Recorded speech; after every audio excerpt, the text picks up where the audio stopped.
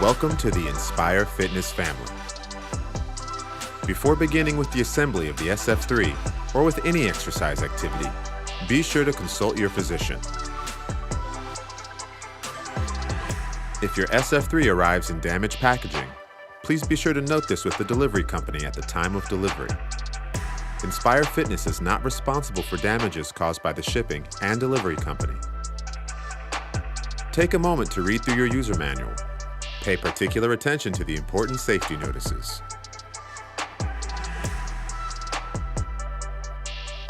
Check your part list and be sure that everything is accounted for. If anything is missing or if you have any questions, please contact our service team. We recommend 2 people for this installation, which may take anywhere from 4 to 6 hours depending on your experience with product assemblies. This assembly will require a level surface and a clear or usable space of approximately 89 inches in width and 52 inches in depth. You'll also need a ceiling taller than 96 inches for workable space, but the assembled unit stands at 84 inches tall once complete. Be sure that the final location of the SF3 can withstand the product's assembled weight of 613 pounds, as well as the user's weight. Your SF3 includes all the tools that you need for assembly. However, we recommend a 16mm combination wrench, 17mm socket wrench, and 19mm wrench for a better assembly experience. We also include a bolt measuring ruler. You can use this at each step to double check that you're using the correct bolt length. To measure the appropriate length, lay the bolt on the ruler and measure from the bottom of the bolt head to the end of the bolt. Unpack all the frame pieces and lay them nearby so they're easy to identify and access. For step 1, you'll need the following frame and hardware parts.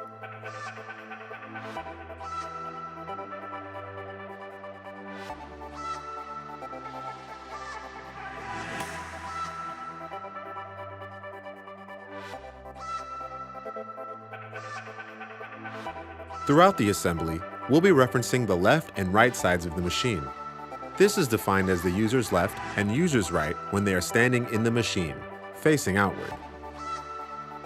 Let's get started. Start by placing the right main frame in the vertical position. While one person holds the frame upright, the other will align the lower crossbar with the frame. Be sure the feet are facing downward. Now, insert 2 M10 by 75mm bolts with flat washers into the back of the frame, connecting the crossbar with the frame. On the front of the frame, secure the bolt with a second washer and lock nut. You will follow this convention for all through bolt connections throughout the entire assembly.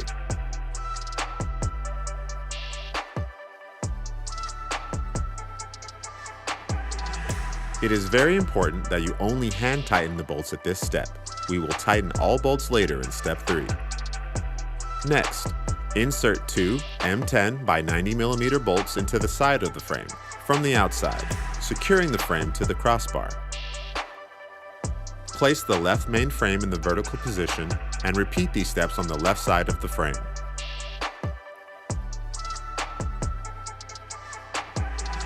Now, position the upper crossbar between the 2 frames. The upper crossbar has holes for the bench and accessory storage, which we will assemble later on. The 2 holes are for the accessory rack. The single hole is for the bench mount. The upper crossbar can be attached in either direction. Next, repeat the bolt configuration on both sides, just as you did with the lower crossbar. As a reminder, do not tighten any bolt connections just yet.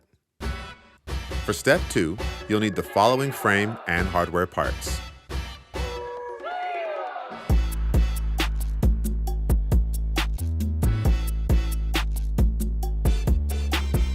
You may need a step stool to complete this step. Place the pull-up crossbar between the 2 main frames and insert 4 M10 by 75mm bolts through the outer side of the frame and into the top frame support. Do not tighten the hardware at this time. Repeat this step on the other side of the frame. There are 4 adjustment screws on each side of the top frame support. Do not touch these screws. For step 3, you'll need the following frame and hardware parts.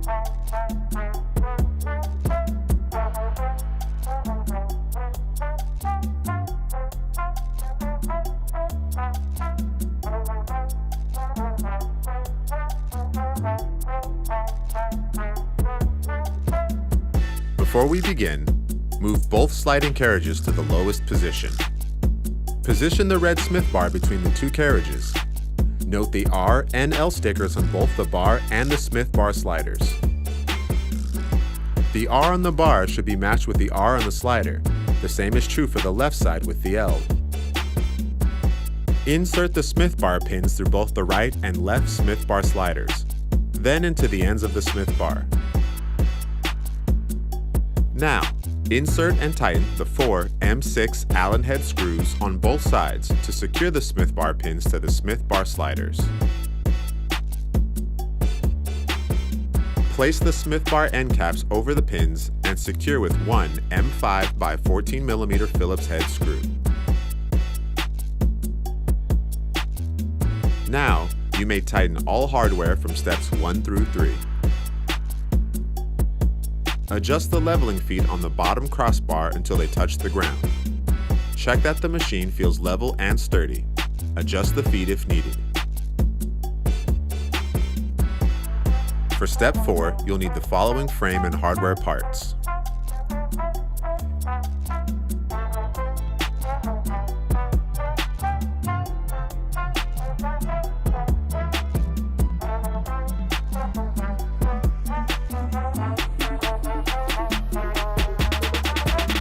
Now, thread the weight stack pulleys into the top of the top plate assembly on both sides.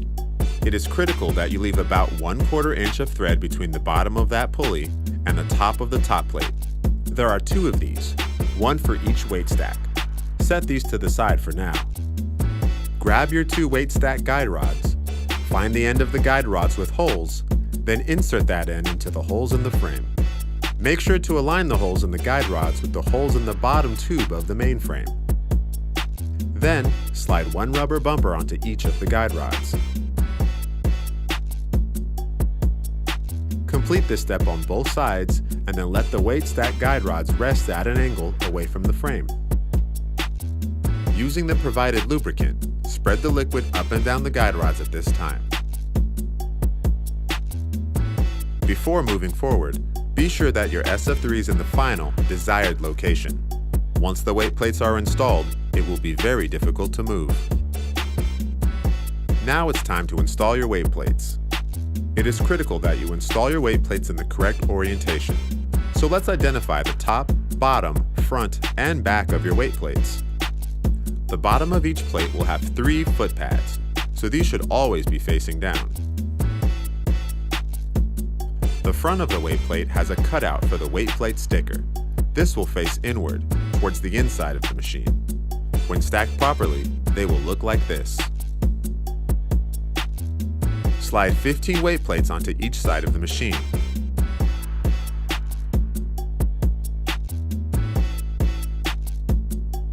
When installed correctly, the left and right weight stacks will look like this.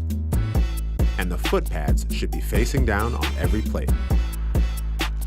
Now for the top plate assembly. Slide the top plate assembly onto the guide rods. The top plate assembly should be positioned with the bolt head facing inward. Do this on both sides. It's not quite time to put the stickers on the weight plates. We'll do that later. Now, let's connect the guide rods to the top of the frame. The guide rod bushings come pre-assembled. Slide them towards each other to remove them from the frame. Then slide the guide rod bushings onto each rod. The tapered end of the bushing points should face downward. Do this on both sides of the frame.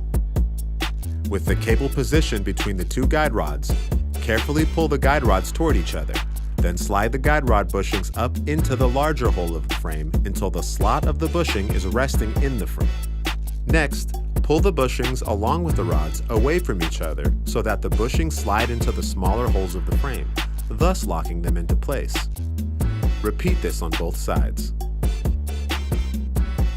Now, Slide the guide rods up and rotate as needed to align the holes in the bottom of the rods with the holes in the base of the frame. Insert two M10 by 15 mm hex bolts from the inside of the frame through the guide rods and secure the bolts. Now for step 5. Now, we need to route the cable into the weight stack pulley. Remove the pulley from the top plate assembly, then route the cable under the pulley and reattach. Do not tighten the hardware.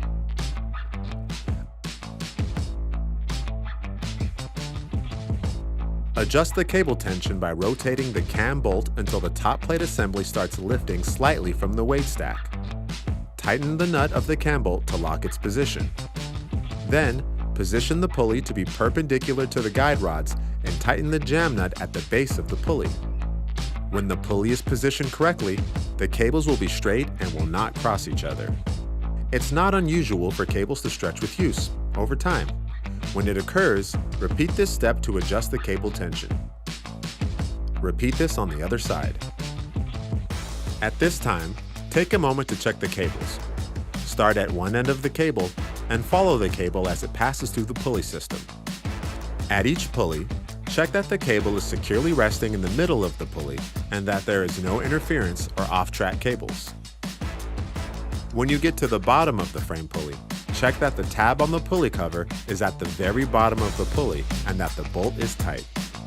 If the tab is in the wrong position or the bolt is loose, position it correctly and tighten at this time. Now, check the weight stacks by placing the weight pin into each weight plate hole. The pin should easily slide in and out of each weight plate.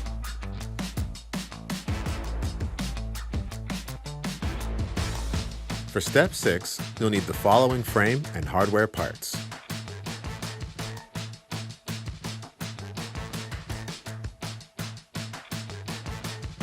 We will now bolt the Smith bar hooks into the main frames.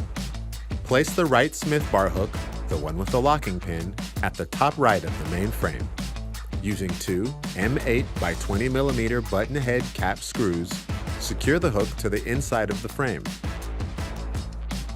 With one more M8 by 20 mm button head cap screw, secure to the front of the frame.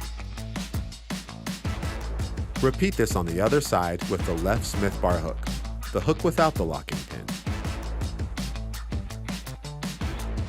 It is critical that you properly store your Smith bar using the locking pin whenever the Smith bar is not in use. Lift the Smith bar to the highest point, then rotate the bar until the hooks on both sides of the bar are secure. Then pull the red locking pin, rotate it, and release it so the pin locks into place. For step 7, you'll need the following frame and hardware parts.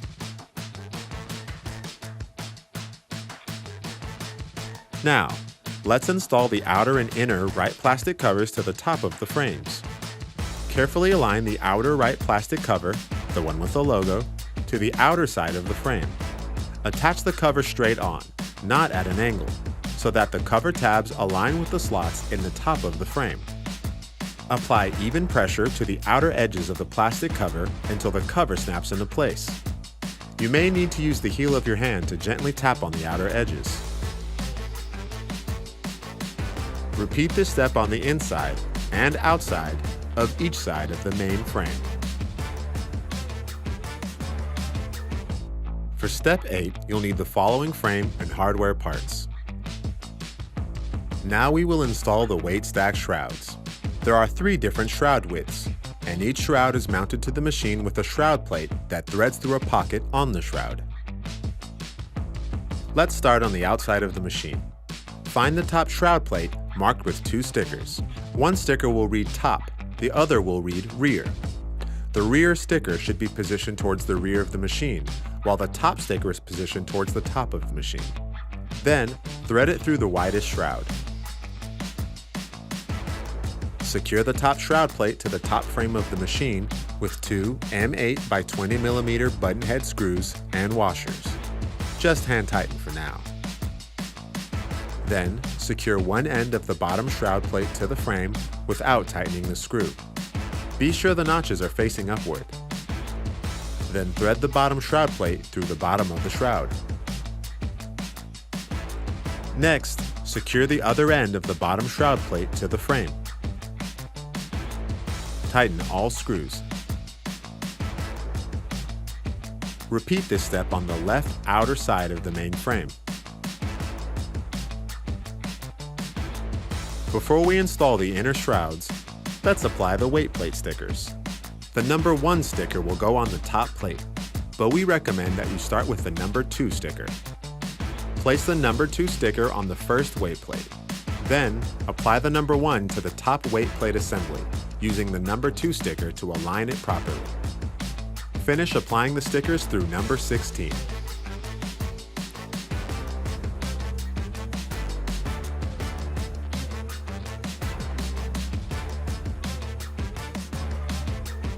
Now we can install the inner shrouds. Thread the top shroud plate through both the medium and narrow shrouds, with the narrow shroud toward the back of the machine and the medium toward the front. Secure the top shroud plate to the frame with those same M8 by 20mm button head screws and washers. Repeat with the bottom shroud plate. Remember, be sure the notches are facing upward, and tighten bolts once complete. Then repeat this step on the other side of the main frame. For step 9, you'll need the following frame and hardware parts.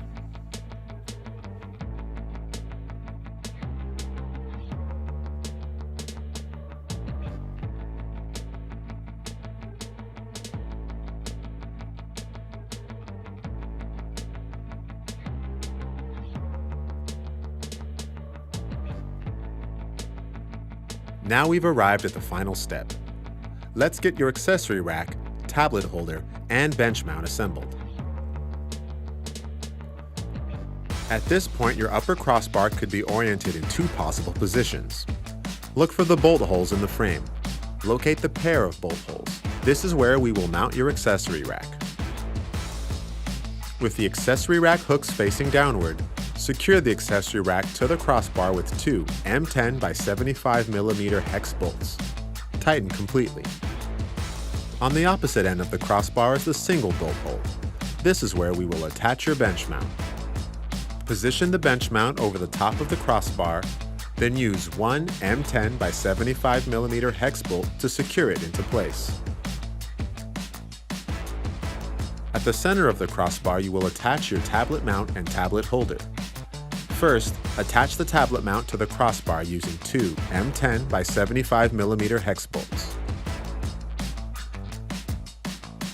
Now take a look at your tablet holder to identify the fixed edge and the spring-loaded edge. The fixed edge of the holder is the bottom side. Attach the tablet holder to the tablet mount with 1 M6 by 75mm Allen bolt with washers and lock nut. Tighten this Allen bolt until the tablet holder holds its desired position, but can still be tilted up and down by hand. For optimal storage, we recommend that the add-on weights, ankle strap, and belt utilize the hooks like this. Then place the triceps rope and dual hook curl bar into the slots on the top of the accessory mount as shown. To attach your D-handles to the cable, just attach the spring clip to the end of the cable, then attach your D-handles to the spring clip. The bench folds flat and is equipped with a handle on one end. Hang the bench to the bench mount by the handle.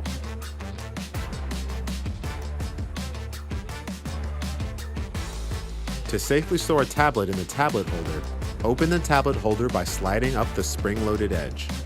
Secure your device within the tablet holder and release the spring-loaded edge so it hugs your device.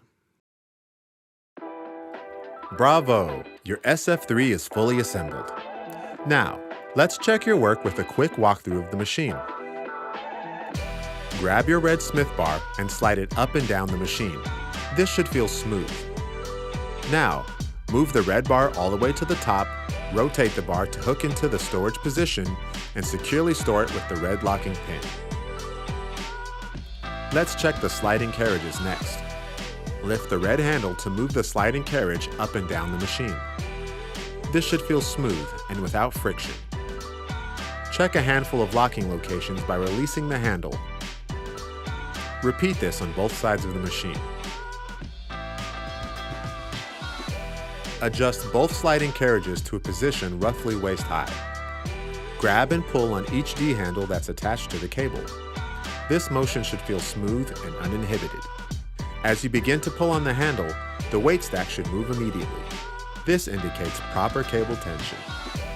Now, carefully unlock the locking pin on the Smith bar and bring it down until it sits on the carriages. The Smith bar is designed to engage the sliding carriages and adjust as one mechanism. This allows the sliding carriages to act as a safety stop for the Smith bar. Let's test this. Stand inside the machine, facing outward. Rotate the Smith bar forward until the pins on the Smith bar tabs catch the hooks on the carriages. Ensure that the pins on each side of the bar contact the hooks simultaneously.